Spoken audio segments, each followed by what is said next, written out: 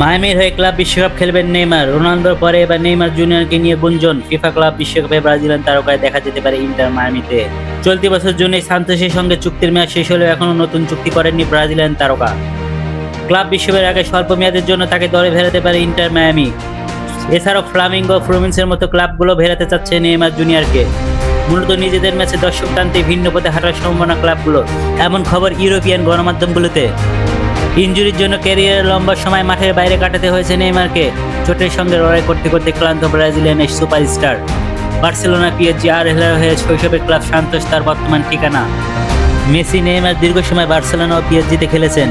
Messi, Suarez, বুস্কেটসের সঙ্গে আবারও নেইমারের একই দলে ভিড়িয়ে সমর্থক বাড়ানোর চেষ্টা করবে যুক্তরাষ্ট্রের ক্লাবটি।